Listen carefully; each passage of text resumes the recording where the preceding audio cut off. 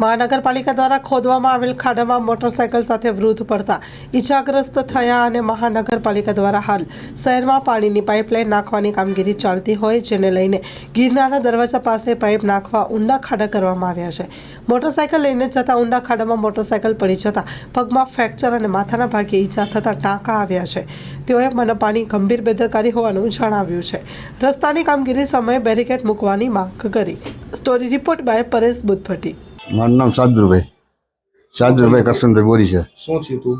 હું જમવા જતો હતો અને ત્યાંથી મારી કામ ચાલુ છે, ઘણે કોઈ વસ્તુ કંઈ રાખે કામ બંધ કરેલ છે નથી, કામ ત્યાં ચાલુ છે। મારી પર 2 જણા બીજા નીકળી ગયા અને મારી ત્યાં 3 જણા બીજા હતા। તે ઓલો કામવાળો કે ના નીકળી જાય, 2 વ્હીલ નીકળી જાય, કઈ જગ્યાએ? એટલે હું નીકળી ગયો જતો હતો તો ગાડી સીધી ખાડામાં। તો આ બેદરકારી સમજી આ સરકારને ના કોન્ટ્રાક્ટરને। કઈ જગ્યાનો આ બનાવ છે? બનાવ ગિરનાર દરવાજે। શું થયું તમને?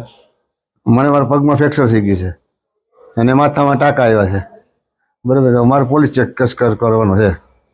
કોની બેદરકારી કહેવાય? બેદરકારી સરકારની કોન્ટ્રાક્ટરની। ત્યાંથી તમે જે રસ્તામાંથી તમને આ બનાવ બન્યો ત્યાંથી લોકો અવર જવર ચાલુ જ છે, અવર જવર ત્યાં ચાલુ છે। મારી આગળ 2 મોટરસાઇકલ વાળા નીકળી ગયા, પછી મારી પાસે 3 જણા બીજા હતા, પછી હાલી માણસો જતા હતા। તો કોઈ આડસ રાખવામાં આવી હતી કે નહીં? કોઈ વસ્તુ આડસ નથી નાખ્યું, આડસ રાખ્યું જ નથી। હવે રાખ્યું બોલે મારે કંઈ થઈ કાંઈ હતું નહીં, આ ઓલે પડખે આ પડખે। શું કરશો હવે તમે? હવે કેસ કરીએ, બીજું શું કરવાનું અમારે તો ભાઈ। મારું નામ ભરત બોરીચા।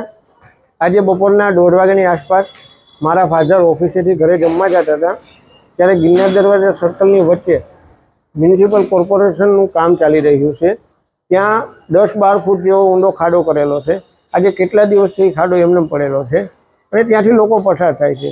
તો કામ ચાલુ છે તો કોર્પોરેશન અથવા તો કોન્ટ્રાક્ટર દ્વારા અહીંયા કોઈ જાતની બેરિકેડ મારેલા નથી, કોઈ પટ્ટા મારેલા નથી કે જેથી કરીને લોકો ત્યાંથી પસાર ન થાય, એવું કરેલું નથી।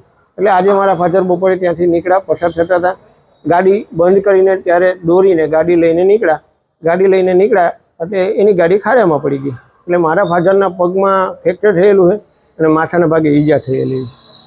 તો આમાં કોન્ટ્રાક્ટર અને તંત્રની એટલી લાપરવાહી કહેવાય કે ખરેખર જો રસ્તો બંધ કરવો હોય તો એમ બેરિકેડ મારવા પડે, ચેતવણીના બોર્ડો મારવા પડે, પછી ડાયવર્ઝન કાઢવો પડે, એવું તો કંઈ કાઢેલું નથી અને મન પડે ત્યારે રસ્તો બંધ કરી દે છે। જો રસ્તો બંધ કરવો હોય તો ખરેખર કલેક્ટરશ્રીનું જાહેરનામું હોય તો જ રસ્તો બંધ કરી શકાય, આમ મન પડે ત્યારે રસ્તા પણ બંધ કરાતા નથી। અને હવે આમાં અમે આગળ કોન્ટ્રાક્ટર અને જવાબદારી અધિકારીઓ ઉપર પોલીસ ફરિયાદ કરવાના છીએ।